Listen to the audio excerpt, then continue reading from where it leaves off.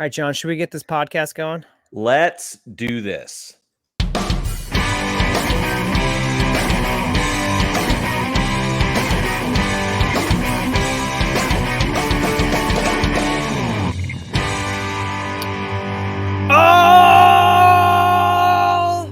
right, John. All right. I went with the more somber. I ending noticed on that.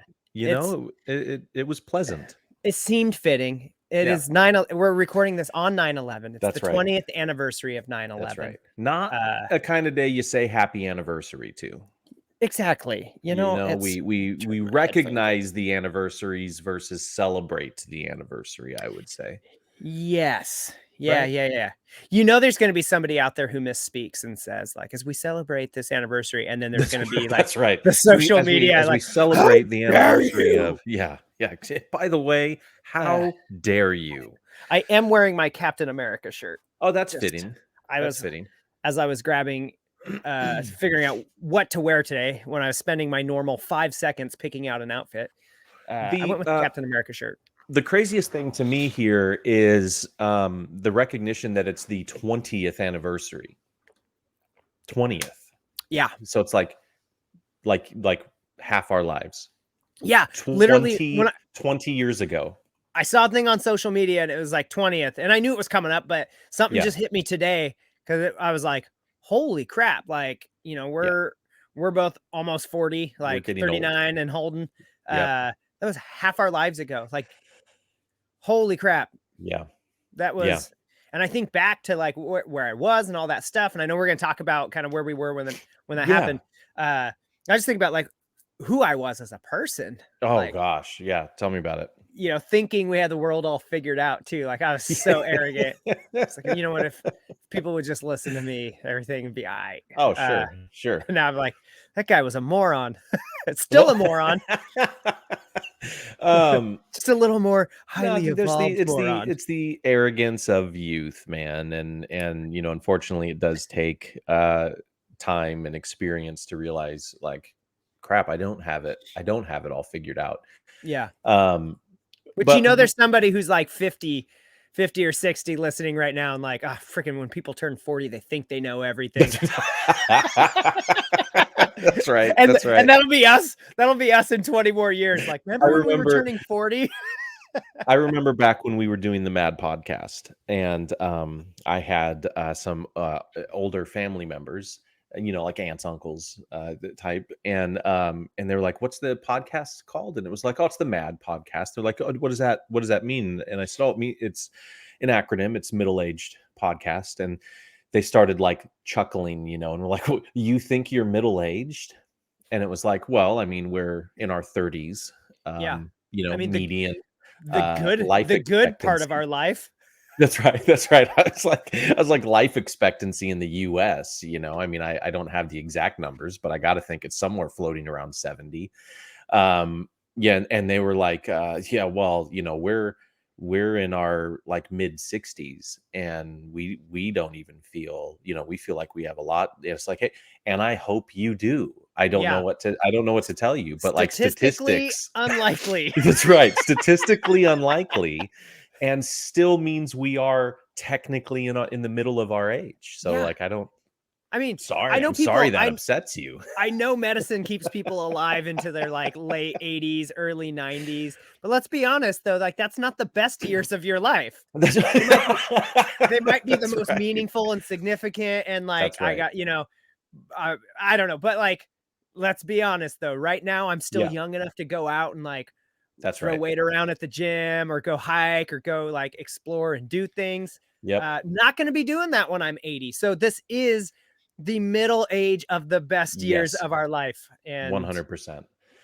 I'm just saying, no offense. Yeah, that's right. Hey, no offense. I didn't set up the rules on aging. Okay. That's right. So you had mentioned and something I think would be good to talk about just in kind of reflecting on the event that 9/11 was. A lot of people like to remember where they were and what they were doing. So I thought it would be good we'll just take turns and talk about like what were you doing when 9/11 happened, and how did you find out about it, and what was that experience like? Yeah, I remember it was, I believe, let's see, 2001 would have, in September, that would have been, so I was a sophomore at Portland Bible College. Okay. Um, and I remember, that's of course in Portland. For those who always ask, where is that? That's actually in Portland. It's Right. not just a clever name. And I remember waking up and like our dorm, like we called them dorm leaders. Sure. It was, like an RA kind of a thing, was Mhm. like, hey, like something happened. Like there's like apparently some plane like crashed into a building in New York. And I was like, oh, well, that sucks. Like, you know, Well, you would probably hear that and just be like, it could be anything. Like, oh, yeah, wow, a plane, right. crashed Like, into a building. That's well, terrible. and I think back then that was kind of around the time too, where there was like some of like airline pilots drinking and like, so Mm, you hear something like that from that era and you're maybe like, oh, was that like a drunk pilot? Like what happened? right. Your mind's And not like, is going to this a terrorist attack. Cessna? Is this just a small, a Exactly. plane hit a building and it's making the news? Yeah. Like some crop duster veered into New York and, Right. smacked into a tower. Nowadays, anything bad happens and mass shooting or anything, and you're like, was it terrorist? Like you can't, that's Sure. kind of where our minds go a lot. Back then specifically, that was the furthest thing from my mind. Sure. And so I remember somebody said that and was like, oh, okay. So I went down to the cafeteria, got some breakfast, and you come up and somebody's like, dude, another plane hit the tower right next to that one. And that's when you're starting to go, well, that's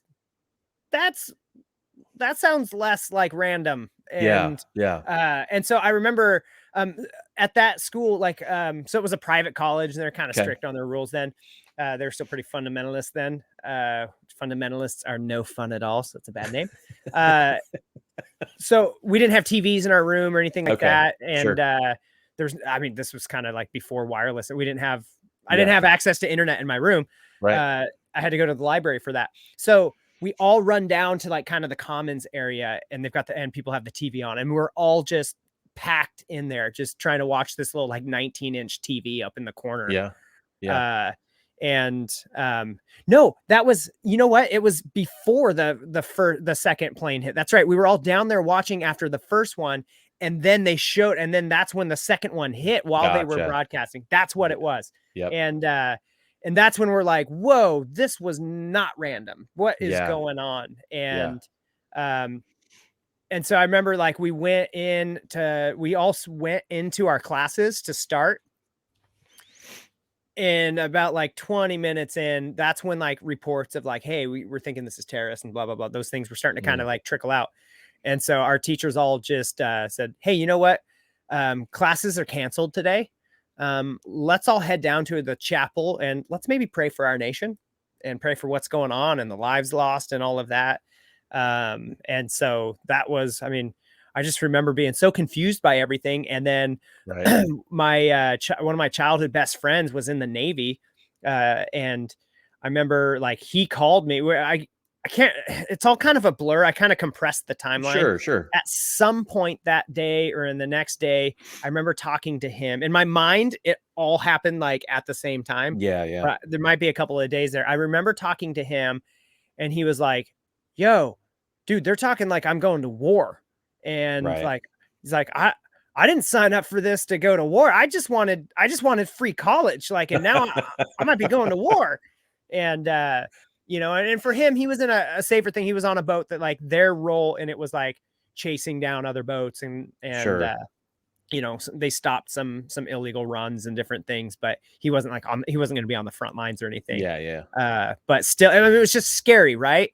Sure. And I'm there and I'm thinking about all the kids that I had just recently graduated high school with a year earlier and who all went into the military. Cause for them, it was like, cool, we'll go do the military thing. Like, and then I'll get a college education and, right. And, gosh, that definitely, I knew some people who went off into war and weren't the same when they came back. 100%. And, so, yeah, that was kind of like, I was in Portland and I remember like those next couple of weeks, we'd be sitting in class and like fighter jets would just be patrolling, just, and you just Right. look out, because we were way up on Rocky Butte, so you could just see those things just screaming across the sky, and you're just like, this is the new normal. Like it was Right.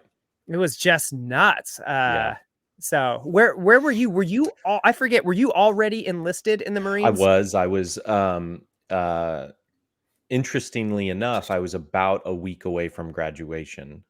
Not even a week. I graduated boot camp on September 14th. Okay. Somebody somebody listening who was in boot camp with me is if I got that date wrong, he's gonna let me know. But yeah, it was only a few days away, and it was it's really interesting. When when you're born on the west side of the Mississippi River as a male and you join the Marines, you go to boot camp in San Diego, right at the Marine Corps Recruit Depot in San Diego. And what's interesting about this place to train is that it literally shares a fence with the San Diego airport. And so one of the things that becomes prevalent over the next 3 months of your life, which is the total time of Marine Corps boot camp, is you realize as soon as you get there what a horrible mistake you may have made. Mm, You know what I mean? It's like, oh my God, this is real, and now I'm here, yeah. and I'm not going anywhere. For the next 3 months, this is holy cow! Like it's eye opening. You know what I mean? And so what's funny about that is then for the next 3 months, as you're in training, as you're doing any of the stuff that you're doing, you're running around, and it's a whirlwind. You hear and you see about every 30 seconds planes taking off from the San Diego airport. Oh, And so you're watching these planes, and it's always this kind of joke, right? Of like, I'm going to be on one of those planes one day. Like I'm going to get out of here one day. This is the and so you spend 3 months going through like the hardest training you of your life, and looking at these planes taking off and imagining the day that I'm going to be done with this part and I'm going to be heading home, and then I'm going to start the next chapter of my time in the military and all of that. And so it was really interesting because we got through all of the difficulty of training. We were done basically, to the point that on this day, on September 11th, 20 years ago, we were cleaning our rifles for the last time, mm, and we were getting ready to turn them in. And it's like this rifle that you have had with you for every day for 3 months. You're cleaning it the last time. It's a big deal. You're turning it in, and like graduation is right around the corner. So in large part, they were treating us more like Marines at that point and less like okay. recruits. We had already done the crucible. We had already done all the things to get our Eagle Globe and anchors, and we were in effect Marines at that time. But we're outside now at the armory, and everybody's at these big tables, and we're cleaning our rifles and had taken them apart and doing our thing. And it was interesting because somebody mentioned it.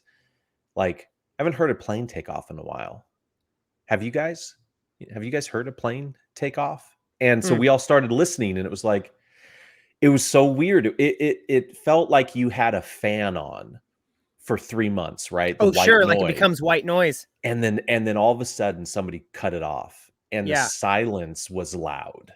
And Where our that's college campus was right near the airport, and so we yeah. would hear all that. So kind of similar. Yeah, you just tune it out after a while. Yeah, but then it was like, wait, you're right, there's not. We've been out here scrubbing rifles for 25 minutes, and I've not heard a single plane take off. Like, what is going on? That's weird. And so, but it started to become chatter, but we just kept cleaning, doing our thing, what's we're there for. We get it done. We turn in our rifles. The drill instructors have us get into formation. And it was right then that the drill instructor let us know what had happened. And Mm, the second plane had already hit by then. okay. We're completely cut off from the outside world. And so the drill instructor let us know what had happened and the severity of it and what it looked like, and what the, guesses were on what it was. And it was just really kind of surreal at that time. And so we had a few people in our platoon that had family in New York and friends in New York. And so the drill instructors asked, and they raised their hands, and it was like, all right, well, here's what we're going to do. we're gonna let you all split up for the next hour and go find phones, contact your family, make sure everybody's okay. The only reason they let us do that is because we were 3 days away from graduating. Hmm. And so I remember me and a friend of mine, we left to go find a phone, and it's rare. It's so controlled, as you would imagine in Marine Corps boot camp, that recruits would just be walking around. And so even just the two of us walking, like we would get stopped by other drill instructors, like, what the hell's going on? Who are you? What are you doing? And we would say what platoon we're in and like what was happening. And they would let us go, like, oh, okay, go ahead, go find a phone. But it was just really, yeah, it was super surreal. And then, the day came of graduation and everything was so locked down. Graduations in San Diego, which happen pretty much every week, maybe every other if there's a gap in between, but they're huge events. Everybody's family shows up. They sit in Hmm. bleachers. They watch, this like formation. They see they call it a fun run the day before. All these things. In All my of head, that. I imagine it like the end of Stripes, that Bill Murray, John Candy Yeah, movie. that's right. But I'm sure it's Yeah. probably maybe that's not the best frame of reference. uh, all of that was like locked down, and now it was like, no, we're not just letting a bunch of people on a military installation, and so it was basically this really small gathering of like certain family that were usually already in the military, Mm. and so even then, the way graduation used to happen is you would get in your final formation, you all would march in, you do the whole ceremony, and then your senior drill instructor would turn around and officially dismiss you, right? And you do your thing, you hoorah, and you're done. Um, and you would like about face, and now you're it. And family comes out onto the parade deck, and everybody's celebrating, and you're on your own, and you're off for 2 weeks, and you have to show up to combat training in Southern California 2 weeks later, or 10 days later. The way it worked here, the drill instructor basically turned around, dismissed, you do your, take a step back, about face, oorah, all that. And then it's like immediately get back into formation. And it was like there was no, we're just going to run around and hang out and have a good time and like we're on our own. It was get back in formation, right face, march you over to the buses that are waiting for you, Oh, and they're going to take you like off base to the airport or wherever it is that you need to go. And it was just all very controlled and felt strange. huh. So yeah, so that was it. And I definitely, I mean, look, back then, man, you're you're a kid and you're Yeah. invincible and you're ready for anything. So I Were wasn't there one of the ones that was like, I joined for college. Sure. I joined because I wanted to go fight somebody. And I had a lot of friends like that. And it was like, no, there's a part of it where it's like, good, this is time. Yeah. Um, Was but there it was, already talk of going to war, oh like, in those yeah, first yeah, few days? 100%, Okay. 100%. And what really sent it home and was like, no, this is real. There was a guy who I knew in boot camp, and later met him right when we started combat training. So you do 3 months of boot camp, then you go to combat training. And if you're infantry, they call that the School of Infantry, and that's like another 2 or 3 months or something of just focused combat training. If you are anything other than infantry, you go to the same place, but it's I don't. It's been 20 years. I don't remember exactly what they call it, but it's basically a super condensed version of that. It's still combat training, but it's like 2.5 weeks out in Mm. the field, and then after that, you go to your MOS school to learn whatever job you were sent to the military or the Marines to do. Um, so I showed up to the combat training, and we're all hanging out with everybody, and we're getting ready to go through receiving and get assigned and get our gear and get ready to go.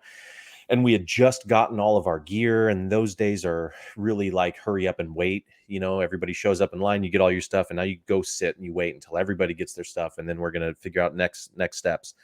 We're all sitting there talking, and this guy that I knew from boot camp and had hung out with while we were there, he was in our group.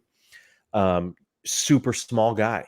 I mean, like 4'11", like type small. Like this was and we called him Smalls. He was like the kind of guy I'm like. He was a small guy. You knew he had to be tough. The kid just finished 3 months of Marine Corps boot camp, so it's like but we would call him Smalls. And as a short guy, it is weird for me to see somebody shorter than me. That's right. That's right. It really is. And I've heard that said. Like I used to work with a guy who was 6'6", and he said like if he meets somebody who's taller than him, he feels really weird. Because he's like, oh my gosh. And I feel the same way. Else? When I meet somebody shorter than me, I'm just kind of like, oh, okay there, fella. Yeah. Like, so I just like feel putting your hands on your knees every time you're gonna talk to him. Oh, hey. Dang it, that's the way everybody treats me. Well, anyways. So this kid, he always got made fun of because he was a reservist. And so in boot camp, the drill instructors would make fun of him, like, you're here for the college. Because if you sign, usually people that sign up, like, you still have to go through boot camp, but then after that, you're in the reserves. It's the 1 weekend a month, whatever. If they're doing that, okay. And so it's like you literally just joined because you wanted the college benefits to go get a degree. I just want to real quickly just interject a correction that like my friend when he said that was in the heat of like the 9/11 moment. Of course. Right. He was he was like all through like those last couple of years of high school, like I'm going to go serve our country. And he was excited to do that. I realized as I said that, like, I don't want to paint that in the wrong light, but no. And I think in the stress and the confusion of everything, there was a little bit of that, like, I didn't think I'd actually have to go and like go to war. That's right. People that would judge that, I think have not been in that position. Right. Sure. That's a scary situation. Yeah. But I think when you're in the military and that stuff happens, you're allowed to feel however you feel. That's right. That's right. I mean, this kid though, I mean, he was a reservist, and so he went through boot camp. He now had to go through combat training. He was then going to go to his MOS school, and then he was going to be on a 1 weekend a month, and when you sign up and that was your plan, that's what you expect. And so the MOS that he had, which is basically a job, a military occupational specialty, was like a tank operator. He had something to do with tanks. Okay. And so he gets through boot camp. We all show up. It's like, cool, you're in my group for combat training. Like, this is cool. I know you. Like, let's hang out. And while we were sitting there getting all of our gear before we had even taken off, somebody walks up and they call his name out. And he's like, stands up, like, yeah, that's me. And they said, hey, your reserve unit got called up, so get your stuff. You gotta go. And he was like what? And he was like, your reserve unit, you're a reservist. Your reserve unit just got called to go, overseas, and so you need to get your stuff, and you're going to get connected with your unit. And he was like, I've not even been to school. And they were like, yeah, it's called on the job training. Get your stuff. And I mean, we were all sitting there waiting to go, and it was like, oh God, like, no, this is really happening. Hey, see you, man. Like, good luck.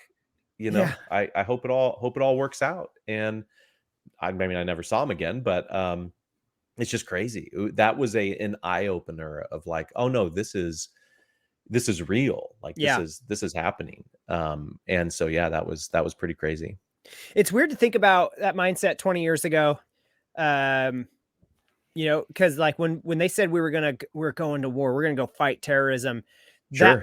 That was exactly what, like, myself and I know there's a lot of people who were against it all along. At that time, I was like, yeah, like, that's what we should do. We need to go, go stomp a mud hole in them and let them know you don't mess with America. And obviously to see what that became and how, there's all kinds of different opinions, and I don't want to get into all that, but like, it definitely got off track. It definitely got stuck in the mud. 4 different presidents touched that whole situation. And so it's interesting now, like right now, that we're no longer in Afghanistan, right? Like, and it's conflicting on the 20th year, because I'm like, I'm glad that we're not there anymore.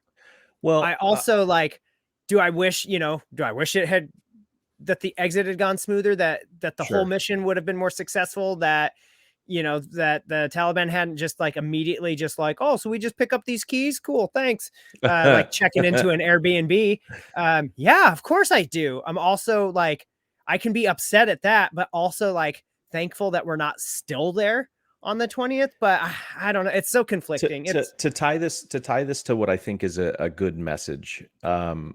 I wish I had the guy's name, and to do him justice, I should have. There was a combat veteran on the Joe Rogan podcast not too long ago, and I saw a clip, and this guy was talking about somebody that he had to kill while he was over in Afghanistan during the war, and he had an interpreter with him who was an Afghan national, that they became friends, and they worked together, and they got caught out in a bit of a firefight and a little bit of an ambush, and his friend, this Afghan national, this interpreter, was killed.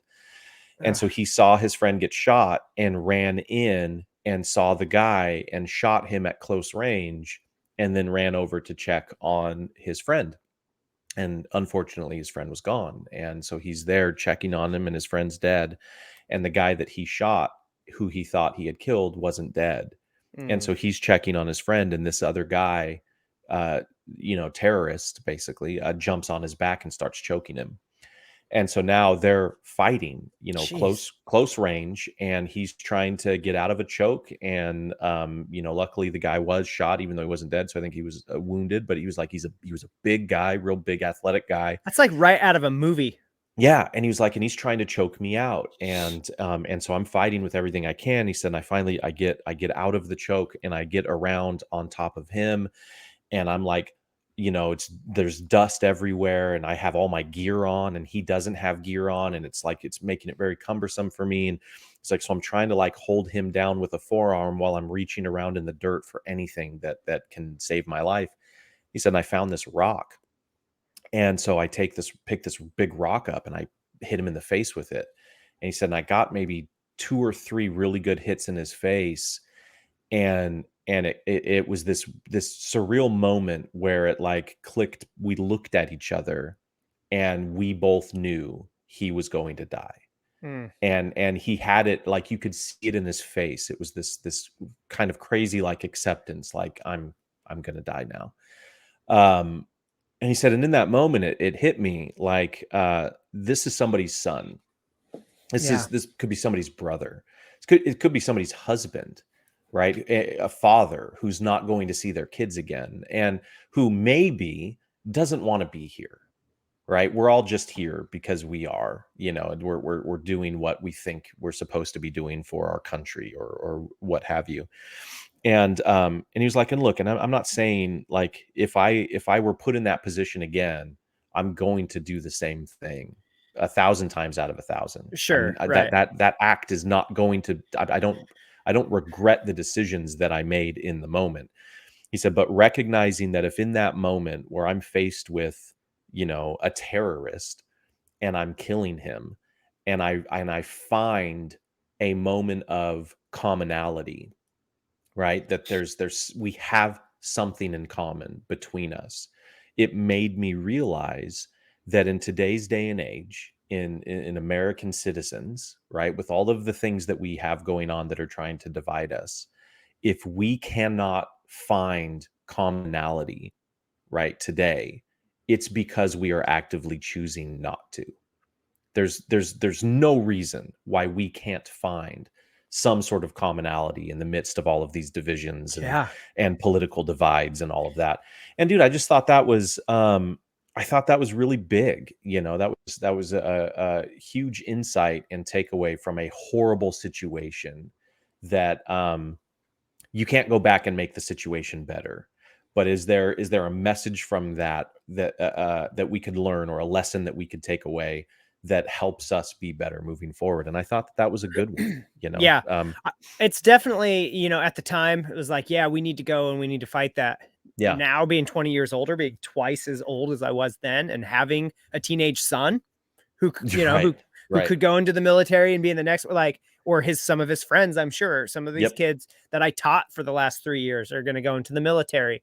I wouldn't want to send them over to that, Right. and especially after seeing like Vietnam and how that all worked out, and now Right. seeing this, and it worked out the exact same way. Like my hope is that that we learned that there has to be a different tactic. And I'm not saying like if somebody attacks, we should never retaliate. There should never be. I'm not saying like, I'm definitely not saying that, but I definitely feel differently about it now than I did then, in a way that only like aging and I think some maturity can bring. And and also, yeah, I'm a heck of a lot more cynical and skeptical about it all after how many generals went on to go become millionaires working for defense contractors. Like, all right, yep, some of these like no compete bids like being awarded, and it's just like, all right, there's some effed up stuff happening over there for sure. Right. And I don't know, it makes me, in kind of a weird way, I just remember feeling a sense, and it might have just been the bubble of people that I was around at that time, because I know the whole nation wasn't in agreement on what we ended Yeah. up deciding to go and do in response. But I remember driving around Portland at that time, and there's people on the street corners just waving flags and signs of like support, and as much unity as you probably could have, because people are always going to disagree Sure. no matter what. I don't think Yeah. I don't think this nation built on rebellion and treason. That's right. And swindling people out of their land and stuff, all the messed up stuff that goes along with the founding of this great nation. Never going to be 100% in agreement on anything. However, It felt like at that time people like were as unified as you maybe could get. Absolutely. In that, like, hey, this is messed up and we don't like this. It's and why we might not agree on what we do next, but we're all in agreement and unity right now. Yeah. This was wrong. And I don't know, there's a weird part of me that misses that feeling with as divided as everything is. I'm not saying I would want like another crazy event like that to happen by any means, but that just, man, we are so far off from that moment of unity. There's a coworker and was like, what do you think we would need to do to get everybody like working together and unified again? And I made the joke, like, we would need an alien invasion at this point. Probably. you would need some other like large threat that it's like, oh gosh, we have to come together now. Sure.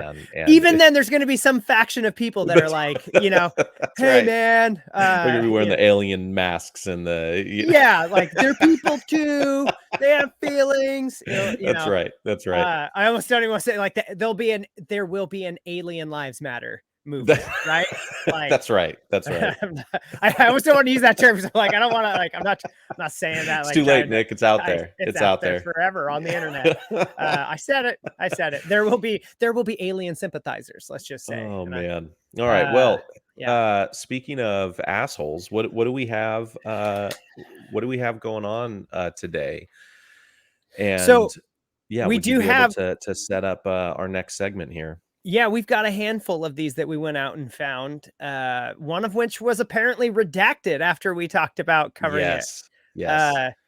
Because somebody was in fact an a-hole and broke the Reddit rules, John. They pissed off the Reddit overlords. And it's so fitting. It's so to today's day and age, though, and these internet sleuths. You know what I mean? The junior PIs out there, and it's, I'm not saying they don't get it right every now and then, and that's maybe what happened here. But it does fall in line with this whole like the Jeopardy guy. It's like, hey, we found a new host, and there's some sort of dweeb that's like, I'm gonna go sort through 12 years of social media posts and find the thing that makes you not qualified. Or that school principal, like, I'm gonna go find a tweet from when you were 18. That right. And like you made a post about wanting to kill some kids. So now you're not qualified 10, 12 years later.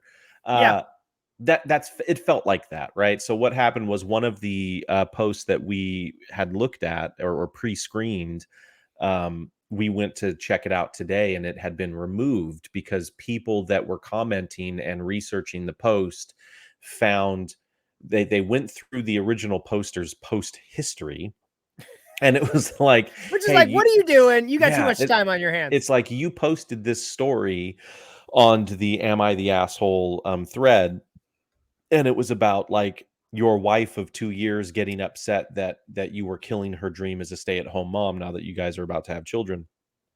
And they're like, but this doesn't seem right when we look at your post history, because 2 months ago you made a completely different post about your girlfriend of 6 months. It was like, so So, how do you make a post about a girlfriend of 6 months, and now you're making a post about your wife so they of 2 concluded he's years? making stuff up. They're like, you're just making all this up They don't for know. attention Hey, on Reddit. I know haven't you seen Sister Wives? that's Like, right. That's right. I'm just saying, dude Have could be you a never polygamist. considered the guy could have a wife of 2 years and a girlfriend of 6 months? Maybe he's got a side piece. I'm just That's saying. right. I'm not Could saying have it's a side okay, piece. but yeah, let's not discount. But look, if they were This right, feels then a good little on. bit like the Facebook fact checking system. That's right. If they were right, good on them. We've Like, concluded we don't like what you said. that's So and yeah, look, if you're making things up, first off, what is the matter with our lives today that like you are finding your worth by making things up on Reddit so that you can see people giving you likes and commenting? yeah, well, that's what I was You gonna know say what I is mean? like there's double asshole going on right Oh, here because that's there's the person who lies, right. makes stuff up on Reddit just to see if he can get like a whole bunch of like comments and stuff from it. But then there's also the person who like took the time to go and investigate this person. Right. And I'm like, Right. that means you're probably spending too much time going through this thread. It's Like looking at these posts. What are you doing? I don't know. Yeah. So yeah. So don't look, man. If you're at a point in your life where you feel like you got to go on Reddit and lie to make friends, just hey, you know what? What you should do instead is just maybe shoot us a listener mail at Jon and Nick show at gmail.com. That's right. That's right. Make something up for us, okay? You don't have Sure. to go on Reddit because we're not You don't going have to to. fact check your email. Nope. We will comment on it. We are going to take it at face value and just believe whatever you write in there. So you go ahead and you send a good old lie to Jon and Nick. I also love the segue of like, what kind of life do you have to live to just like find your worth and value through, likes on social media? By the way, guys, like and subscribe. Yeah. Today. I know.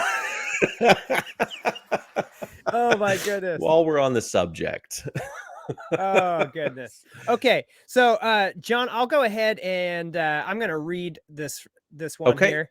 And let's go. I'm gonna zoom in nice and tight for this too. I want everybody to hear me reading. Truth be told, Jon's got to use the bathroom. You're letting them behind the curtain here, Nick. I'm going to zoom in on me and read this. Jon goes tinkle. Okay. Thanks, buddy. Okay. This will be great. Full disclosure, sometimes when Jon uses the bathroom, I can hear the toilet flush through his microphone. And so I'm hoping that we get that treat today. So, all right, let's set this up. It says, am I the asshole for not letting my mother move in with my wife and I? It says, I, 31-year-old male, have been with my wife, 29-year-old female, nice dude, for 4 years now. We have a 2-year-old daughter together, and we live in a fairly nice neighborhood. When I was growing up, my mother was arrested for drugs and alcohol. She was released when I turned 18, and I've had very little contact with her since. She's met my wife a few times, and each time made horrible remarks about her. Oh, that's pleasant. For instance, we went out to dinner once, and my wife ordered a chicken dish. What's wrong with that? I love chicken. Chicky's my favorite. Chicky parm parm. My mother looks at the dish being placed in front of my wife and says, "Are you sure you want to eat that?" I got our food wrapped up and left. I made my wife know that I always have her back. Good on you, dude. My mom did come to the dinner after the wedding and got very drunk, I decided to cut complete contact with her after the wedding dinner. My brother, 35-year-old male, I appreciate all the details that this guy's putting in. I appreciate he's working through like putting the ages right in there. That's very good storytelling. My brother, 35-year-old male, Sagittarius, enjoys long walks on the beach and bubble baths and watching old reruns of the Care Bears in his spare time. Came over for dinner recently with his wife and their son. My brother and I aren't super close, but he was in town visiting some friends. My brother let me know that our mother was struggling with health issues and could no longer afford to live on her own. He suggested letting her move in with my wife and I. I didn't even have to think about the suggestion. I told him that I did not want her moving in with us. Brother's wife looked upset and practically begged us to let her stay. I firmly told them both no and wanted nothing to do with her. They left, and a few days later, my phone was blowing up with messages from my mom's family calling me a horrible son. Am I the asshole for not letting my mother move in with my wife and I? This has been a dramatic reading. I was gonna say, dude, the absolute drama in that was phenomenal. Well done. Thank you. My acting coach and I have been working on my dramatic reading. So that's in my spare time. You know what? Family stuff gets Well, so here's this is especially tough. I mean, this is where you and I definitely have such a different upbringing. Yeah. I mean, I'm fortunate that like my wife and I are both fortunate that like both in-laws, like both our sets of parents are pretty cool. And we actually enjoy hanging out with both sets. So we've never had any of that weird family drama. You probably had help too. Like, when the kids were little, it's like, yeah, well, we moved away. We moved away when, she was 7 months pregnant with Ellie and my son was took the help that you had 1. for granted. Yes. Definitely. Discounted it. We were off to adventure and didn't realize how much we would have appreciated having all that help. So Right. My bad, Mom and Dad. I know you're listening. My bad. And then we moved home and my parents left and went to Florida and just left me and Tamara to figure it out with just one set of in-laws, one set of grandparents. So I've never been in this situation. And so, I mean, I have some feelings, but I know you have a different perspective on this. Sure. So I'll let you jump in on this one. For me, I'm maybe a little bit of an outlier because it's hard for me to empathize with people that have the attitude of like, well, it's family, so you gotta take care of family, and that's not my attitude at all. And I think my upbringing likely has a lot to do with that. I mean, my mom is a drug addict and alcoholic and has been, growing up and then got into harder drugs and it's just been an absolute wreck. Was not a mom, you know what I mean? Was not like a parent. My dad, I mean, without diving into all those issues, wasn't really around. And so we didn't develop much of a relationship. And now as adults, there's not much like of a relationship to really work with there if we wanted to try. So I've never really had an attitude of like, well, that's your mom, so she has to be involved. Sure. I've always had the attitude of I would love for anybody to be involved in my family, in my life, in my children's lives, and their grandchildren's lives. But if you're going to be involved, then these are the things that I expect. Right. And I have no emotional connection to that, and so with that, like my mom, we let her come around and we would pick her up and have her spend the weekends with us on occasion and get to see Liam. Liam was probably 2.5, maybe 3 at the time. And Harper wasn't even born yet. And it was a real challenge. I mean, she would show up and it was like, she's kind of present, kind of not. And then would like, okay, I got to go take my meds. But then she would go sit in the bathroom for 10 minutes and come back and be like nodding off on the couch because she just went in our bathroom and did drugs. Oh. And it's like, okay, like this isn't working out. And I remember there was one weekend particularly, she came And so not only was she kind of in and out like that, but when she was present, she was very judgmental and uncomfortable. And I expect things like behavior from my children. Uh, Yeah. Yeah. certain behaviors, I expect it. It's not a question. And Liam at 3 came in and said something to his grandma and I maybe asked for something, but not really in a really asking way. Yeah. Yeah. And As kids are wont to do. that's right. And it wasn't to me, it wasn't a huge deal. It's very easily fixed. But he said something and started to walk away. And I said, Liam, excuse me, come back. Say please and thank you Right. when you ask for those things. And he says it and walks away. Everything was fine. As far as it's fixed, we've moved on. But my mom, in front of Liam, in earshot anyways, says something like, wow, you can really feel the love in this house. And it was like, okay, like, hey, we're going to talk about this. If you want to be here, please understand that this is my expectation for you as well. I want you to be here. I want you to be a part of this family, but you're not going to talk like that. You're not going to provide that example to my children and your grandchildren on how it's appropriate to behave. And she had a real problem with that. And we kind of got into it. And I said, listen, it's not really up for debate. This is how I'm expecting you to behave if you want to be here. And if you can't and you don't, then I can take you home. It's not. And she was like, well, just take me home. Drove her home. She didn't say a single word the entire time. This was going on almost 4 years ago.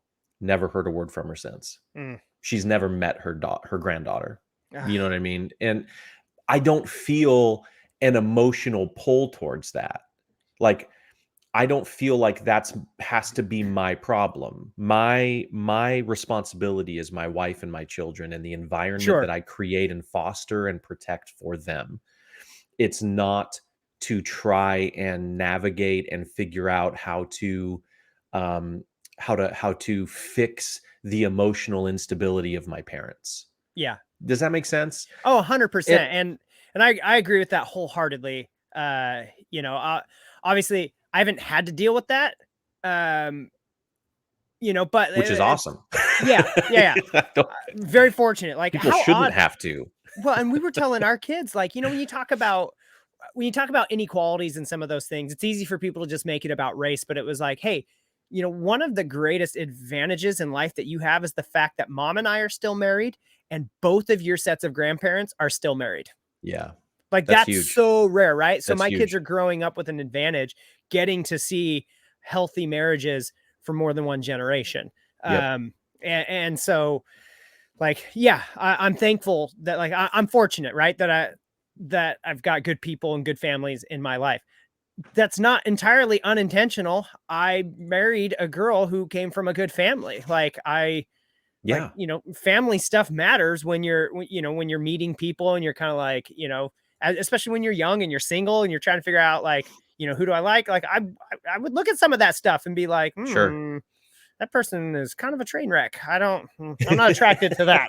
Right. Like, right. And so it's like, it's not entirely an accident. But no, at the end of the day, and I've always said this, like, especially when Tam and I, when we were moving around to different cities, we were going and working in different states, Alaska, Idaho, different places. It was always like, we're going to do what's best for our family and for what we want to do. I hope our parents are on board with that. Right. And both our parents were always supportive. They weren't always pumped when, like, wait, you're moving to Alaska. Yeah, like, that's even farther than Idaho, you jerk. Again, Mom, I'm sorry. But we got to see moose a lot. It was dope. I changed a tire in -30 degrees. It was pretty cool. I was like a NASCAR pit crew. I was highly motivated to do that quickly. The hydraulic, this is such a tangent. The hydraulics in the jack wouldn't even stay compressed. Oh my gosh. I had to, like, jack it up, and then this is such an Alaska thing. I stuck like a log underneath it, like firewood, like jack it up and then firewood. And then the thing goes, and it sat down on there to change that tire. Perfect. Anyways, all of that to say, you got to, like, we've always taken that approach. We're going to do what's right for our family. We're going to put the norms in place that fit for our family and the family culture we want to build. And I hope our parents are supportive of that. Right. If not, and if I had been in a similar situation to yours, I would have taken that same approach. Like, I would Right. love to have you be involved, but I'm not backing off of these things, That's because right. these are the norms. I don't want to repeat the things of, that like and I'm kind of putting words in your mouth. Like, you don't want to repeat the family culture that you had. No. So you're trying to take the path that maybe you had been on, take a hard right, and make sure 100%. that Liam and Harper are set up on a path for more success with, which it's amazing that you were able to be like present of mind of that and make those changes. Now, a lot of people just fall into what they've seen just unconsciously. The difficulty for me was not just absolutely blowing up in that moment, right? Of like, because this is a true story. When we were children, back before cell phones, back before the internet, back before any of those things that we use to stay in contact, right? I have vivid memories of me and my two brothers having the police show up and bring us dinner, show up the next morning and bring us breakfast, because my dad was out of town for work and my mom was out at a bar who knows where and just was drunk and gone. And like, me and my brothers, they knew what was going on. They knew the story. Well, like, my brothers and I would sleep in the living room together because like we would be closer, but like we have nobody, and so we don't. And so there was a time where, we called the cops and it was like, we don't know where our parents, like our mom is, our dad's out of town, and the cops would show up and check on us. But what can they do? We don't have cell phones. So they would just like bring us food and be like, hey, you guys, like, have a good night. And which we'll is such a testament with all the negative things, that about cops. Yeah. Yeah. 100%. It's like, hey, remember there's a lot of good things that happen too. Right. And but I don't know. It's like, those are the memories that go through my mind when you have this same woman who's strung out on drugs sitting next to you, trying to say that there's no love in your house because you just asked your son to say please or thank you. Yeah. And it's like, there's this fine line of like, I'm going to talk to you very calmly and say, this is the expectation. You're either going to abide by it or I'm going to take you home, or I'm going to like throw you through a window. Right? You know what I mean? So for me, there's the John Simmons. Right. For me, it was amazing. It was like, oh man, I'm really keeping it together, but were you giving yourself, like, in your inner monologue, were you giving yourself props for that in that moment? I was. Too? Yeah. Absolutely. Absolutely. See, I'm that way too. I'd be like, man, I am handling this so maturely. Dare I say maturely, like a mature person would say it. But that's always been like, so for me, it's really, really hard because that's my experience. It's really hard for me to have conversations or not conversations, but empathize with people who have different experiences that are like, well, wait, maybe we shouldn't do that because it would make my parents upset. Oh my gosh. And it's like, wait, what? Yeah. Like, why it doesn't even connect with me that would ever be a consideration. It's like, no, this is our life. It's like not when theirs. We were first married, Tamara was definitely a little bit more concerned about that. When we're talking about some of the places we're going to move, like, what will our parents think? And early on, when you're still pretty young, especially, I got married 21, you're still kind of thinking about that. My parents were still helping me through college early on, but as you get a little bit older and you start having kids, it was like, I don't care. I hope that they're supportive, and I trust that they will be. Don't get me wrong. Right. I'm not like quitting my job and going to go deal drugs.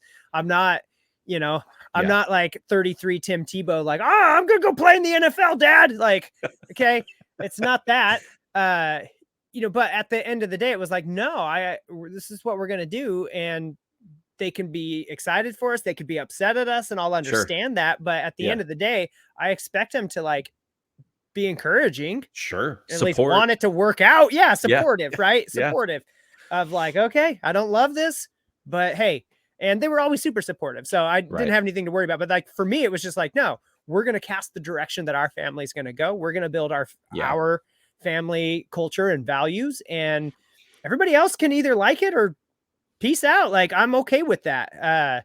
And I'm the same way you are. That I fortunately haven't had to back that claim up. Yeah, and I'm not saying you it know, would be easy. I'm not saying that would be easy. I would be bummed, but well, yeah, I hear it. And not to go down memory lane here, but um, it matters, and I think different perspectives, um, they're good to hear. But the other side of that, which was interesting, is after my parents divorced and I lived with my dad. I thought, well, anything could be better, than the experience we had growing up with my mom. So I'm gonna live with my dad, and that wasn't great. Wasn't uh, around, but then when he was very um I don't want to say abusive, like verbally, but I think you could say that. It was always like, you're not going to succeed, you're not going to be anything, you're going to be a drug dealer and a loser, just like whoever. And that was always this attitude. It was sure. very focused on what you're never going to become. To which your And dad so would probably say, "See, and by speaking like that, you That's proved me that's wrong. so that's It exactly worked." where yes, that's exactly where I was going. Was when I Such a got dad move. older. Yeah, when I got older and I went in the Marines and I got out of the Marines and I got a job and I became successful and I made my life into the success that I want to see for myself and my family. We had a heart to heart about that, and that was his attitude, was like, well, you're welcome. I knew what you needed to hear in order to push you to do the things that I knew you could do. And I was like, well, you don't get to do that. But here's the thing, like, even if you want to, if that's Just if that's admit what you were you winging it. that's right. But it's like, if that's what you want to take away, understand something. Understand that if your attitude is that you chose to act that way because you felt it would push me, that one of the consequences of those decisions is that today now we have no relationship. Yeah, And that's not my problem. That's not anything that I need to lose sleep about. You made those choices throughout my life to push me in a negative way, and if that's what you're saying, that you did that by choice, then you did that at the expense of our relationship. So that's where we're at today, right? So now when I see things like this, and it's like, am I the asshole for not letting my mother move in? And I see everything that he's saying about his mom being arrested for drugs and alcohol, and they've had very little contact. That really kind of hits home for me, and I think it's crazy that they would even spend a moment thinking if they were or were not. You know what I yeah, mean? Like, no, you're not. You have to create boundaries that are healthy and protect the environment you want. My kids are never going to have police bring them dinner because they don't know where their parents are. right. You know what I mean? My son's never going to be told he's going to become a loser because I think it will push him towards success. Like, those things, it's not even a thought. And so I'm not going to ever feel like an asshole if, by creating those healthy boundaries and fostering that environment, means I'm shutting out members of my own family. Sure. Does that Oh, make sense? 100%. And uh, I want to give a shout out to, this is a stupid username. Dead_daylight 456. Oh gosh, was Okay. 455 taken? Okay. Here we go. I was just about. Nope. I You're an was. asshole. Dead I, Dead Daylight John, 456. I kid you not. I was just about to give him props for being like the first person to get the asshole pass from like to pass the test from John about like you weren't Absolutely not. calling him that. You were like, you are 100% not an asshole. You're in the right. You are not. And then I No. read his username, and you know what? This guy's kind of an a-hole Yeah. for having Yeah. that And username. 31 male. You don't need to be going to Reddit to find out. I feel like a little bit of this is phishing. You should have the wherewithal to know. And I think you do. So, like, you are just showing up to Reddit, a little bit of a softball, expecting everybody to like pat you on the back and give you a hug and console you during this time. And that makes you a bit of an asshole. Like, step up, go take care of your wife, and your daughter, and stop trolling Reddit for kudos, you know. And there it is. And And And in this edition of Jon Blames the Victim, we have Dead Daylight 456. He's a 31-year-old male Sagittarius. Oh man! Oh, All right, what else? I love what else that. we I love got? that. That's how that ended. It's just see. That's the part. I think that's the hard part. That like I was so glad when I met you when we were like 25 and I met Yeah. you. I was like, oh, finally, here's another individual who can be like totally simultaneously tender-hearted and be like, what the like, and just total like Just an absolute prick. yes. Like simultaneously multi-track Oh, mind, right? man. And Yes. there it is. Like, oh man, no, I That's feel for it. you. I'm proud of you. Your username is ridiculous and you're a dork. You suck. And you're So 31. There's no more excuses. Okay, get it together. yeah. Dead_daylight 456. Dork.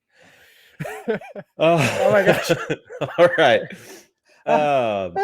I'll just take I'll take us into the next one here if you want. I need a moment. I'm feeling a little verklempt. This one's called "Am I the Asshole for Kicking My Husband Out of the Delivery Room After He Started Crying?" Ooh. I mean, crying in the delivery room could happen for multiple reasons. So maybe That's true. Let's get some more context Why here. is it though? I have a feeling this is going to forever be known as the segment where Jon calls a mother giving birth an a-hole. If I had to make a prediction. That's right. My husband, Kevin, 31, another 31-year-old male. We're seeing a trend here. And I, female 27, welcomed our first baby a week ago. First kid. Kevin is the type of person that gets stressed out easily and reacts to events negatively. We've had conversations about his ability to handle being in the delivery room. I said if he couldn't be there, it was fine, seeing how he reacts under pressure and can have mom there instead. He said he could 100% handle anything and promised to be supportive and positive. I went into labor alone. He met me at the hospital, and when he entered the delivery room, he looked so stressed out and overwhelmed already. He started moving around periodically, completely ignoring me. He got more visibly stressed when my pain got intense. He took my hand when I started having contractions and kept clutching it, almost stopping blood circulation. That seems a bit dramatic. My entire arm went numb. I felt strained, and although I was in intense pain, I saw his face. It was so red, and there was a visible vein in his forehead that looked like it was about to blow up. It was not helpful at all. In fact, it was frustrating and affected my emotions negatively. But still, I was willing to suck it up, and then suddenly he started crying, like literally, sobbing really loud. This sent me into full panic mode. I found myself screaming, telling him to stop several times, and as a result, he literally yelled back in my ear. The nurses got involved. I told her to get him out of there. He tried to argue with me, but he wasn't given a chance and was pressured to leave the room. I didn't see him afterwards, after our daughter was born, and while I was resting, he didn't show up. His mom kept calling to check to see where he was. She stayed with me, and I haven't seen him until the day I was discharged. We had a big fight at home. He kept lashing out when I said how bad it was for him to ghost me when I needed him. He said I shouldn't expect him to stick around after cruelly and selfishly kicking him out of the room and robbed him an opportunity to see our daughter's first breaths. I explained he was causing me to panic and how he was crying, but he accused me of making up excuses, and I was purely at fault for kicking him out and getting the staff to gang up on him no matter how hard I try to spin it. He said as a dad, he should have had the liberty to be in the room no matter how he behaved and whether I like it or not. I got tired of arguing with him. I told him to stop, and he said he will, but he will never forget what I've cost him the day that he walked out. I was so mad and took time to cool off. Then when I unpacked my bag, I found a small box that contained a necklace with our daughter's name. I felt awful knowing Kevin left it for me to wear at the hospital, but the argument happened and he spent the entire time in the car in the hospital's parking lot. Am I the asshole? Whew. Okay. There's so much. There's lots to unpack there. I'm going to let you give your first impressions. Okay, couple of things, John. I read this one the other night kind of quickly, and I thought I had a full understanding of it, but in listening to that, there's a couple of things that don't make sense. First of all, I don't know if I really believe her side of this story. I agree. And here's why, John. The entire time you started reading that, including right now, you know what I've been doing? I've been pinching my hand as hard as I can. Dude, I cannot for the life of me get my arm to go numb. No, and you know why, John? I would love. I'm still pinching, and I've got nothing. Okay, here's the thing. Okay, and I would love. I'm going to put this email address up here again. If you are a nurse or a doctor or somebody, feel free to correct me if I'm wrong. But last time I checked, blood pumps out from the heart here. Yeah. Into the arm, John. Okay, I like that. I like where you're going. If I'm clutching my hand so tight, you know why my arm shouldn't go numb? It should be my fingers, my phalanges, John. It's what's downstream. What's downstream of the pinch? Hey, that's going to go numb. Lady, 27-year-old female, do you know how a tourniquet works?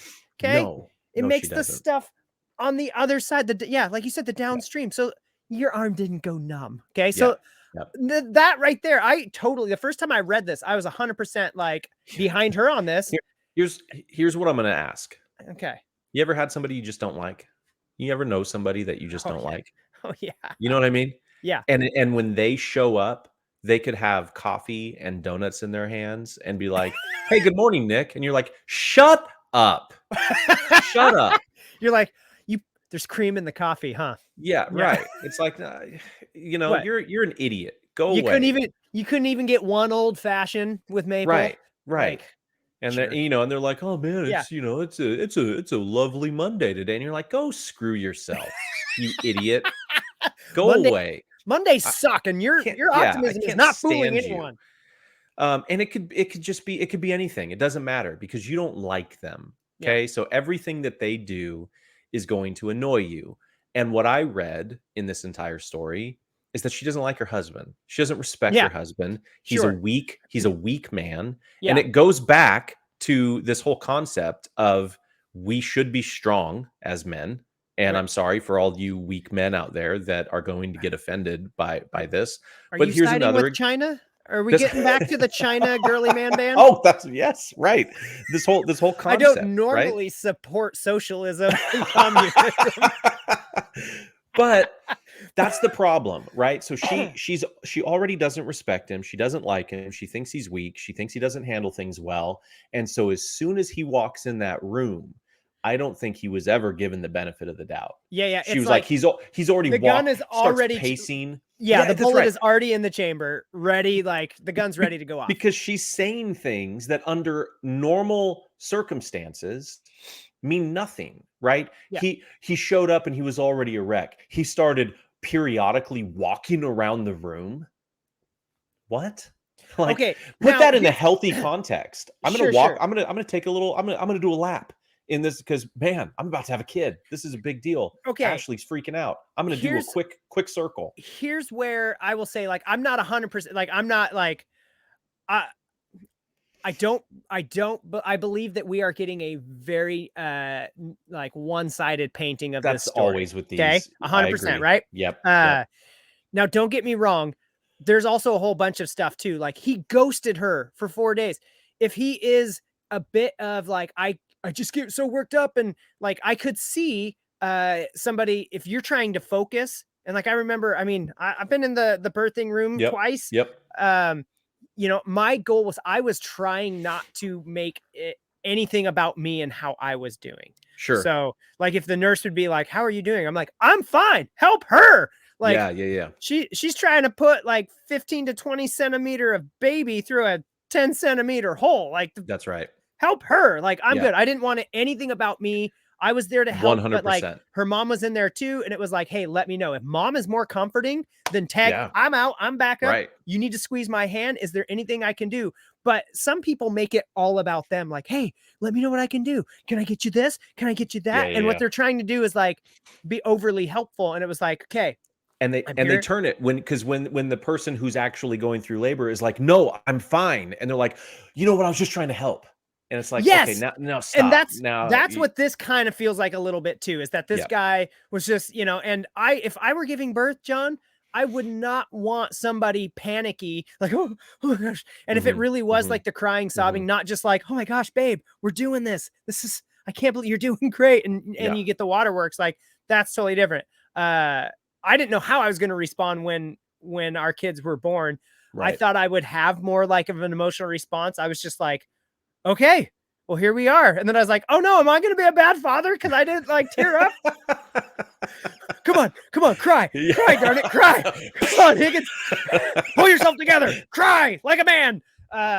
So I don't know. I do feel like in some of the rhetoric, and again, I don't know if I believe all of her recounting of what he said in response to this situation, Sure, yeah, but no, she did not make the hospital staff gang up on him. If this guy really yeah, was like sobbing and distracting and all this stuff, and right. she says, I want you out, I would expect the nurse to remove me One forcibly if they had to. 100%. I And don't think even if that I were in the situation and I were upset afterwards, I would be like, yeah, I was unraveling a little bit there. Great call.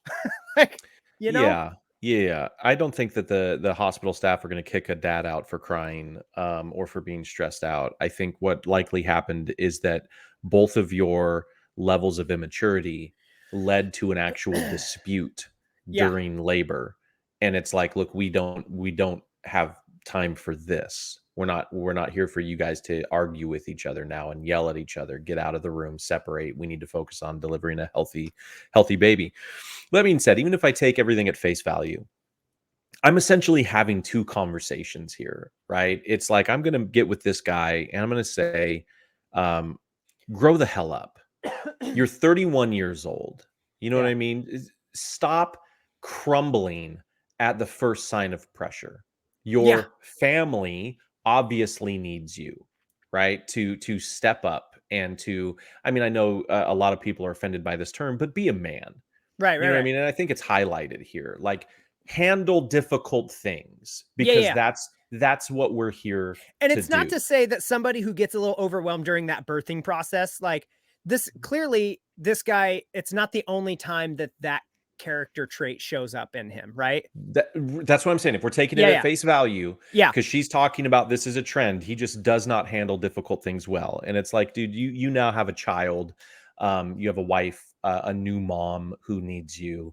Like, grow up, and get your crap together, and stop acting the way that you are acting or reacting the way that you do every time you are dealt something that you were ill prepared for. Because guess what? You have a newborn now. The Yeah. next year of your life is going to be nothing but moments you were ill prepared for, Yeah. so figure it out, Yeah. and stop acting the way that you're acting. And That makes yeah, me that has that nothing. makes me think of I don't know if you've ever seen the show Letterkenny, but it was figure it out, bud. Oh no, I've, We're like, I've seen figure it out. clips. Sort But yourselves yeah, out, bud. that's what it is. It's yes, and look, and I'm not the type. I don't think that my masculinity is toxic. I'm not the type to say you shouldn't cry. I Right. cried when both of my kids were born. I have no I was problem with 100% with dead inside. there you go. See, I was like, not everything's the same, and so I'm not trying to say that there's some recipe and this is what you right. have to act. But at the end of the day, you have a responsibility. You should have been there and kept it together for the sake of your wife, for the sake of your child.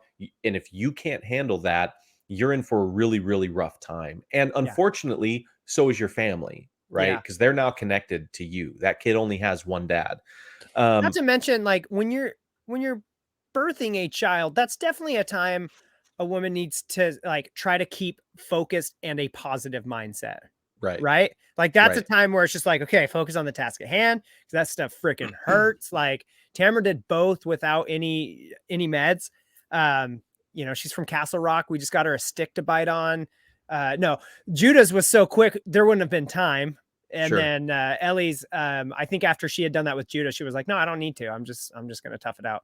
We Right. were living in North Idaho then. So I think she was just trying to fit in with the locals. She's trying to fit. Yeah, that's right. That's right. I mean, it was all about upping her street cred or gravel road cred. Let's be honest.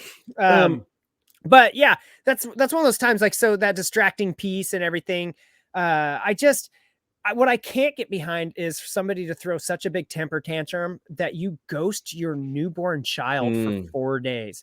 Here's Like, the problem. Up, Buttercup. Like, that's when you walk back in. And I have to say, like, well, Tamara and I wouldn't say that, our marriage is perfect and everybody should want to be like ours. Sure. One thing that I know we crush it at is we don't hold grudges when we're in a stressful situation.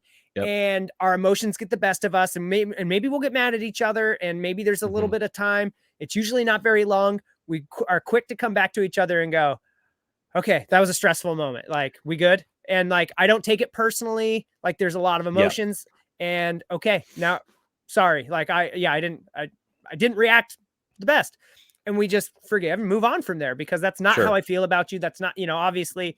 And so, like, in this moment, you got so upset that you ghosted your wife and your newborn for 4 days. That's because, and it's not to defend him, right? But if we're trying to understand both sides, it's because we're talking about a relationship where there really is no respect, right? There's he needs to show up in love and with love and provide security and protection and all of these things that women in general, and obviously speaking in generalizations, want, and men in return want that respect, that love and respect in return.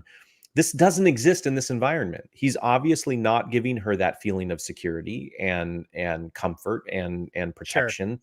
And she brings this up in past cases. But what she also says is, like, we've talked about it, and I've told him that he doesn't need to be here if he can't handle it. And he's like, no, I can. It's clear to me that in the communication, her version of talking about it is basically beating him down. It's telling him all the ways he's not performing the way she would want him to perform, instead of encouraging, respecting, uplifting, and reinforcing the good traits, like a dog, right? Reinforce the good behavior. And that's so I think we already have in an environment where those things don't exist. And so when he shows up, and it's the biggest moment of their lives, and he's yet again reminded of how he's not good enough and just needs to get out of there, and, like, you're weak, he implodes. So I it's like I want to scream at him for being weak, and I want to scream at her for choosing weak men. You know what I mean? Like, again, you have to have personal responsibility here, and you either really want to fix the problem, or you don't, right? And if you starting to feel a bit like a Jordan Peterson lecture, John. That's it. But no, it's like, that's right. If you really want to fix the problem, okay, and you actually care about this person who is now connected to you for at least the next 18 years, then find good ways to fix the problem. But you continuing to do what you've been doing, which is beat him down and berate and belittle and make him feel less than, even if those examples are justified, it's not getting you to the net end result that you're after. So I feel like I would have two separate conversations with these individuals where I would clearly be telling them both that I think they're assholes. Yeah. And it's like, look, if you want to fix it, then fix it, right? He's 31. What are we doing? Like, why do we keep seeing this theme of men in their 30s who are behaving this way? But then again, like, she has responsibility as well. And so what is she doing to better herself and help him along, right? What are the things that are within her control to help her environment get better? Because at the end of the day, if they both work on those things, it's only going to improve their relationship and make the environment better for their child. Yeah.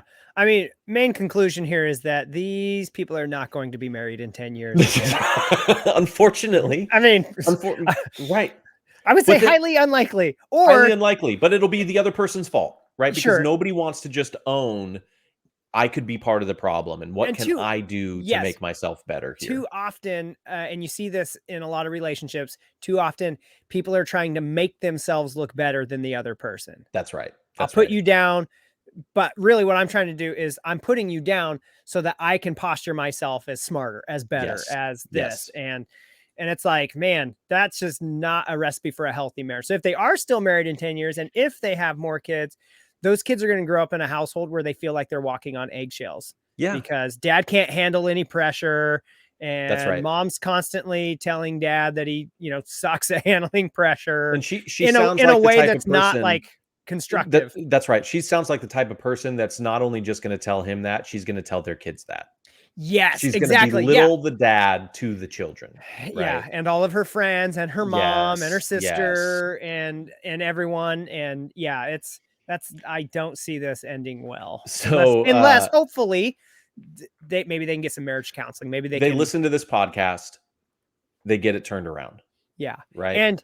And 27-year-old female and 31-year-old male. If you are, email johnandnickshow@gmail.com and let us know how it's Yep. going. This is for After you, Hills in Valleys 355 on Reddit. See, even that username's a little dramatic. Hills and Valleys Like 355 because my life is all 354 was hills and taken. valleys. My arm is numb. The whole arm. All Listen, right. listen to science, lady. So Karen? conclusion, you're both assholes. Get it together because the only one that's really suffering as a result is your child. All right. That's right. So far, John, we're 2 for 2 on blaming everyone. We have time for one more. Let's do it. And I'm gonna pick this one because the other one, I just scanning it, I feel like it's gonna lead me right down another rant about loser men. And so I think this one gets us on maybe a little bit of a different tangent. See here, okay. Before you start though, since I don't know which one we're going to yet. Yeah. The hard part is perusing both of these. I could see going down that tangent on any of the ones we have. That's fair. That's fair. So, that's fair. So I'm as excited as our listeners to see which one's next. So this is, am I the asshole for calling my husband delusional for demanding that I give him 50% profit of my business that he didn't support? All right. Story time. My husband, male 35, is a bank clerk, and I, female 29, have a I'm assuming she puts an A here, but have work from home job, which I barely bear since I'm an active outdoor person and like doing gardening stuff in particular. Okay, so I think what she's saying is she doesn't like her work from home job. Sure. It's very difficult for her because she likes being outdoors and gardening in particular. Which, I figured since side insert, I freaking love working from home. Yesterday I wore a polo and sweat shorts, John. My wife came home and she goes, "Is that seriously what you wore today?" And I said, "Hey, you business up top. Party out this Friday. Work from home, sucker." I figured since I have background in gardening, man, she leaves out a lot. Okay, I figured since I have a background in gardening, I decided to use our spacious backyard to grow flowers and sell them online after arranging and organizing them into bouquets. When I brought this up, my husband, he said this was the worst idea ever, adding this would be a major waste of time and money, and suggested I look for a second job. I didn't listen and started my business little by little. In a matter of 18 months, I started bringing in decent money and I gained customers. My husband offered to look at how much I was able to make in the past months and was impressed. The other day, he was standing with his drink while I was checking my flowers. He talked about what a good job I was doing keeping our business flowing. I corrected him about it being our business and reminded him about how little faith he had in my potential to make decent money out of growing, selling, and cutting flowers. He was like, "Well, I didn't honestly think your little gardening hobby was going to get anywhere, but now that business is flourishing, I want my fair share of profit and won't settle for less than 50%. This sounds strange. Anyways, I was puzzled. I asked why he thought he should get any share of profit, let alone 50%. His answer was that I was using his soil to grow my flowers on. I said, this is our house, our soil, not just his, since we're married and both our names are on the title. He was like, actually, I own this house long before you came along, so it's technically mine. I replied that he must be aware that it'll be split in half in case of separation. He laughed and joked about how silly I was for hinting separation just because he was asking for something that he so richly deserves, which is 50% of the profit of my business. I said no, that he was delusional to ask because even his soil alone doesn't magically grow my flowers. There's a lot of work to it, from picking, buying seeds, taking time, effort to care for them, collecting, trimming, and selling them, while all he does is sit back. I said it didn't matter to him when I started using his soil. Why now? He said it always matters when money's involved. We had an argument about it, and he apologized, but only for approaching the subject rudely. He still wants his 50%. He's been silent about it since, after stating that he already said what he needed to say and I needed to make the right decision. Am I the asshole? To clarify, my husband and I both have our own salaries. We contribute equally towards expenses. It's his idea since he had a divorce before.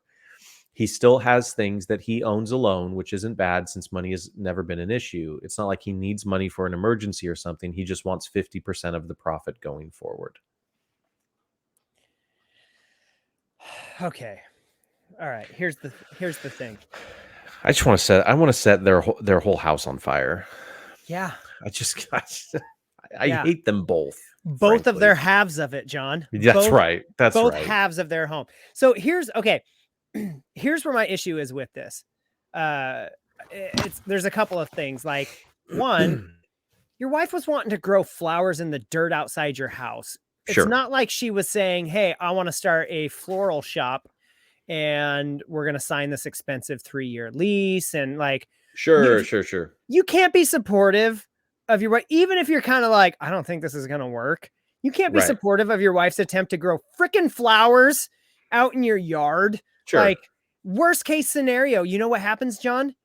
You got a bunch of nice, cool looking flowers in your yard. No, worst case scenario is you got a bunch of dead flowers in your yard. She doesn't know. She doesn't know what she's doing. But who cares? Right. Exactly. Right. Does that matter? At the end of the day, like if working from home is not enjoyable for you, and I understand, I work with some people that are like, I miss the people in the office. They don't have the same, like, I freaking love it. But then again, you look at the wall behind me. I have some lovely, like, little hobbies. Distractions. Yeah. I've got some things that I can do on a break instead of like sit in the break room and catch up with like Rebecca and Kevin. Okay. So whatever, if she needs that, like, you should be supportive of that. Like, hey, this might be a great way for you to like just get outside and have something else than just this job that's kind of suffocating you right now. These are hard times. Okay. So first of all, like, dude, come on, support your wife in that. Especially because I mean, goodness sakes, it's not like, I don't know, some of those different like multi-level marketing business opportunities out there. It's not like she's got to buy $400 of like Lululemon stretch pants or something, right? Like, we're talking seeds and dirt. I get it. Yeah. Like, so that's part of it.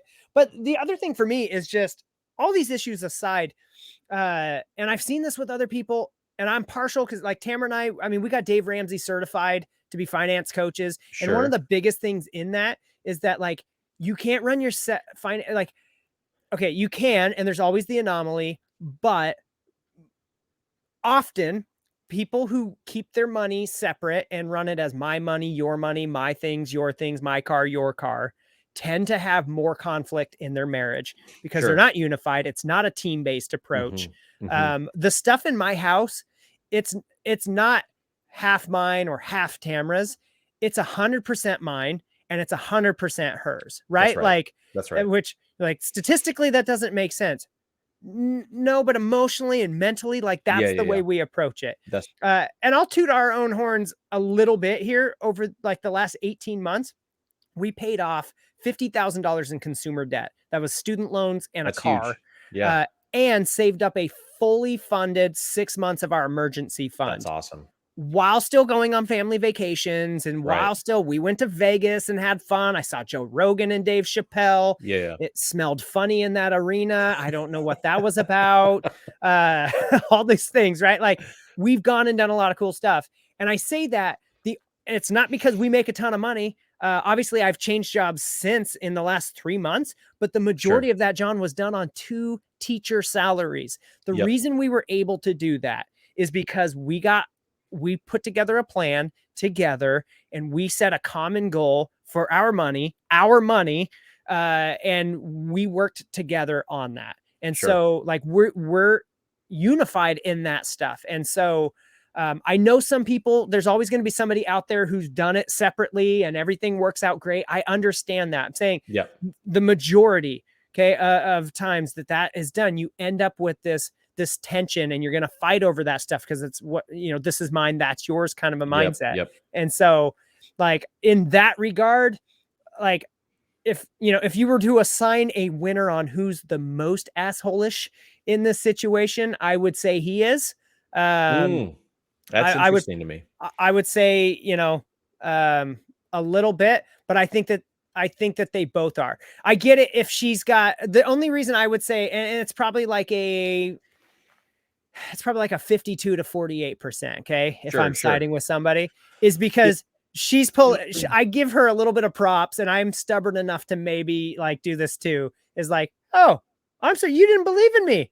Well, you want this money? You don't want any of my stupid flower money. Like, that's so oh, that's so petty though. I think in the it is. spirit And I'm not of saying I'm fully above being petty. that's right, that's I'll right. own Me that. either. I could see myself now, Tamara and I, we wouldn't have that approach Sure. because we make sure we've been very like intentional about having a team-based mindset with Yep, our yep. money. But if we weren't in that mindset, I could 100% see myself being I like, think oh, I my think flower money. in the spirit of working together and recognizing that we're in this together, right? And having some sort of unity, they should share 50-50, 50% of the share of being an asshole here. Like Sure. Okay. they're I, both wrong okay. Asshole. in Sure. But the douchiest phrase I've ever heard is that's my dirt. So, okay. sure. But So see, I think equal a-hole, I would say that guy definitely wins the douche award. well, I don't know. I mean, I don't want to defend this guy because again, I think they're both horrible, horrible human beings based on this story alone. Um, but the absolute hypocrisy, right? The irony here that she doesn't see what she's saying by threatening him that this house you owned before our relationship and the dirt that's part of this property, is going to be 50% mine if we ever divorce. Right? She's throwing it out that like just for the sake of us being married, I see what you're saying. I now own half of this. She's But saying this it's okay thing to that I split did, all this 50-50, but not this 50-50. that's right. That's right. But the thing that I did using the resources you have that are now 50% mine because we're married are not 50% yours, and not for any legal reason, simply because you didn't believe in me. Like Sure. get over yourself. That being said, I think the It problem doesn't sound like they share their money in that's any it. other And capacity though. I think the problem is that we're talking about competitors here, right? You all are living in a competitive environment where it's this is mine, that's yours, and so far that has quote unquote worked for you until now you're faced with somebody having some success in what they were doing and the other person feeling like they whether you felt it was emotional support or not, they did technically support you in that venture. uh, it comes down to stop being competitive, Yeah. right? Like you're in this together. We have a little bit of a different scenario than you and Tamara in that I'm the one that works, Sure. right? And I don't mean that in the sense that I'm the only one that does anything. That's would be a horrible thing for anybody to say. No, I'm the she only one. pressure washes your fence with a broken foot. That's right. I'm the only one that has a job that makes money. Sure. Okay. Ashley is a stay-at-home mom. She homeschools our children. She takes care of the house and us as a family. When our kids were your kids' age, we were a single income family too. Okay. Yeah. Yeah. Perfect. So in understanding that, I used to have it was almost like an actual reaction when Ashley would say, "Hey, can I spend money on this thing?" Whatever it is, doesn't matter. Like, can I buy a sweatshirt online? I'm looking at the sweatshirt. I really want. why are you asking me if you can buy as well? It's because, you know, like you make the money. And it's like, Oh, that's that's the stupidest thing I've ever heard in my life. Like there has to be an understanding, right? That whatever I make, and genuinely every single dollar that I make, I'm able to make because of the support that you provide this right. family, Yeah. that allows me to go and focus on that without worrying about everything else. Because if I had to take on even a tenth of what you do, I would not be as functional and efficient and qualified, right, to do what I'm able to do today. So this idea that there's any kind of separation is insane to me. Sure. Like this isn't mine and that's yours. Like this, everything is ours, right? Yeah. And if me being able to focus on work and make the money that I make allows you to have that feeling of security, of you know, provision, so that you can do a better job of being a mom and homeschooling our kids and taking care of the house, then fantastic. Then in some way I'm helping contribute to make you better at what you do. But we are 100% partners in Yeah. all of this. So I think that's the fundamental problem here in this message, is this concept of like, this is mine and that's yours.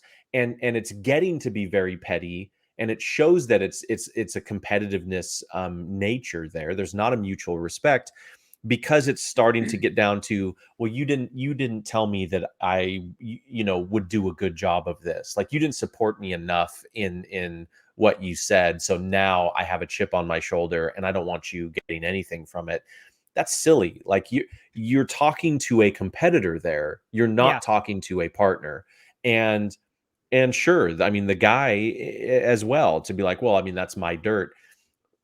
The funny thing is, I think legally he's probably right. Like, Well, he's, not if they're both on the title.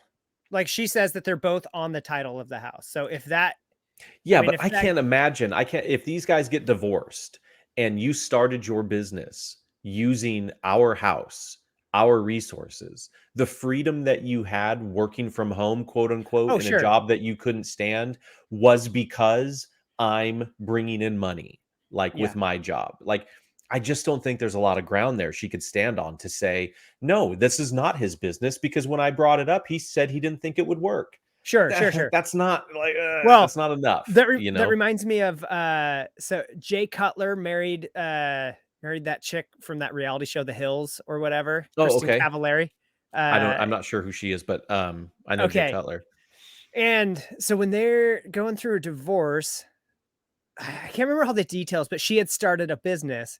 Now, granted, he was making more money. He was making NFL quarterback money, right? Sure. Like, Yeah, yeah, yeah. and even not being one of like the elite, like Yeah. dude's making Yeah, great, yeah, yeah. You're a pretty quarterback good in the money NFL, starting quarterback in the NFL, you're gonna make some money. for towel snapping in the locker room with your friends and This playing a game. Like, let's not forget that this is at the end of the day a game you this used is a to play game. for free with your friends in the front That's yard. right. So, yeah.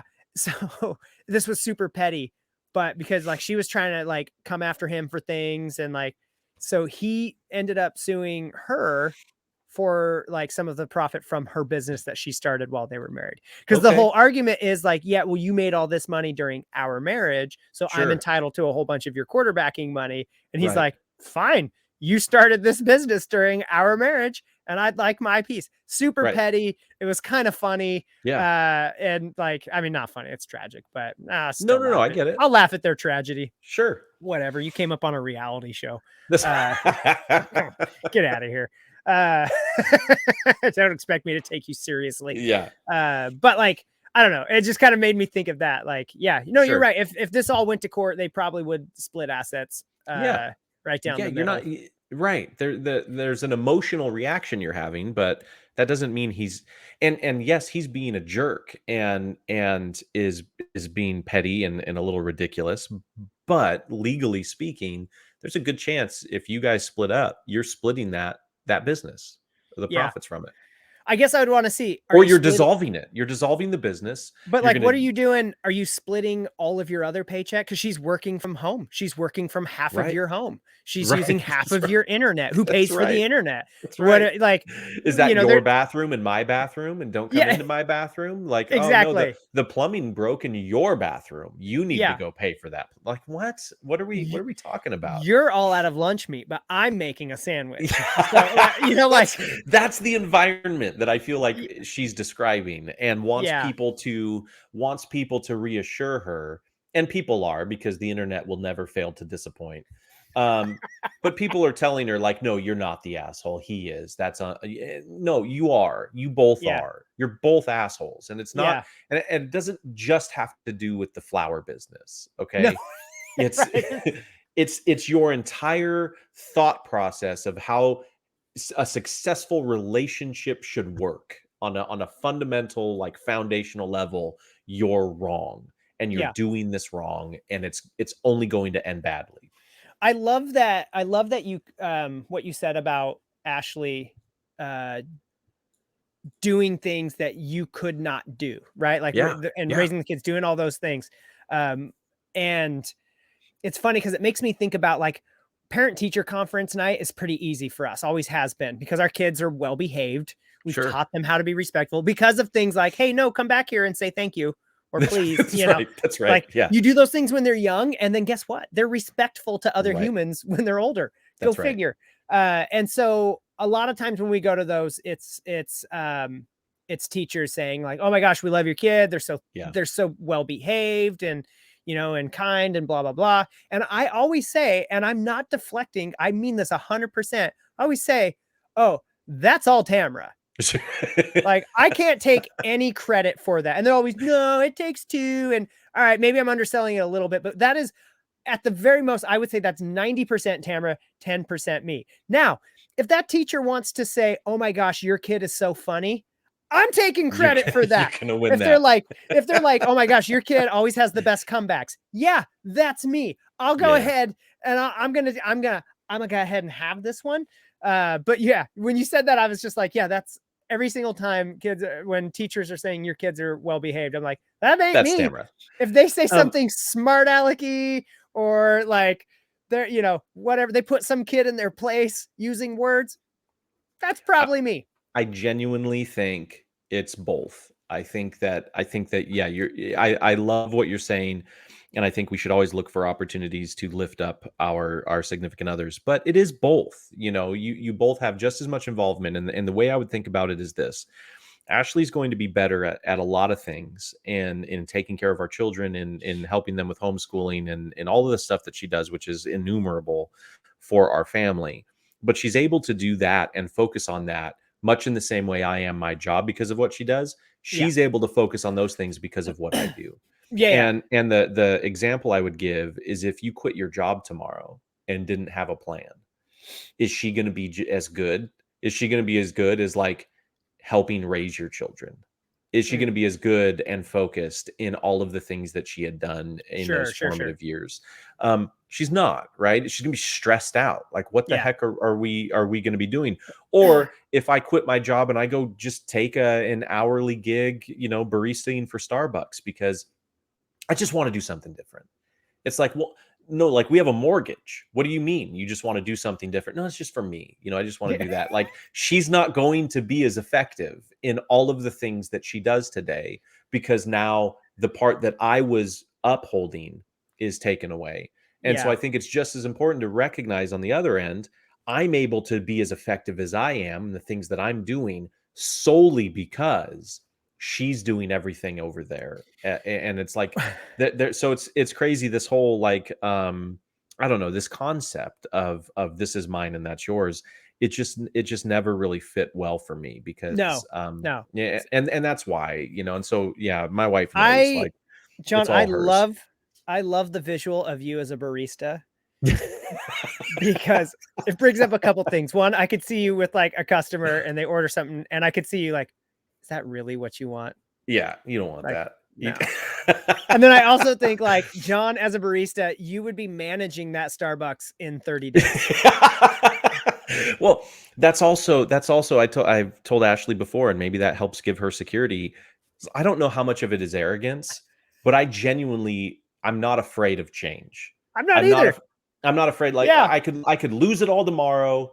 We will be okay because Yes. I could go somewhere else. I don't know what that is. I don't know what it would look like, but I'll go there and we'll figure it out. Yeah. And you're right. Maybe I start making drinks, but in 3 to 6 months I'll run the place. Yeah. And it's this level of arrogance that I wonder how much of it is a self-fulfilling prophecy, right? I end up becoming the person in those positions because of the attitude and the confidence and the work ethic and the like, no, I don't care. Give me the broom. Show me Yeah. where, and I'm going to sweep it one time, and then I'm going to show other people how to sweep it more effectively. And then I'm going to be the operations manager in a month or two because I'm Right. going to tell you, I'm going to point out all the ways we've been sweeping wrong. We've been sweeping wrong, and okay, and here we also go. our loading and offloading schedule could be better. Right. Yeah, no, it's so funny because like in the last 10 years, I've had several different jobs. And none of them are directly related to each other. Sure. Like when I make a job change, I don't just leave to go do the same position at another company. I leave to go do industry. Something. Oh, exactly. And we were talking about this. We were going through some of our personality profiles at work with our teammates. And I mentioned that because it talks about like it. I mean, mine nailed me, dude. It was like Nick really likes to start things and but always finishing, not so much. Like he really loves that creation process. And I was like, geez, Dick, what I know, right? He's stupid. But then I was laughing because I mentioned that to my manager. I said, yeah, when you won't have to worry about me leaving, because we've had a lot of people leave and go do the same job at another company. Yeah. I said, mark my words, if I leave this company, it won't be be doing what I'm doing now. Like all the random jobs that I've had on my resume, you'll notice they're completely different. Right. And so I said, I'm not going to act like I'm going to work here forever, but when I leave, it won't be because somebody offered me the same job somewhere else. I would be shocked. It would have to be a lot of more money to go do that. Cause I just tend to like, let's go do something completely else. I'm confident I'll figure it out. If I'm going to keep doing the same thing, I'm already doing it. Yeah. I could just stay here and keep doing it. And phone it in. Like, That's right. like autopilot. Yeah. Oh, geez. Okay. Too good. All right, John. I think that we should probably call it. You got anything else? No, I think we beat all of those horses straight to death. So I am good this week. We did plenty of victim blaming. And I feel good about that. My work here is done. So on that note, for the Jon and Nick show, I'm Nick. I'm Jon. And we'll see you next.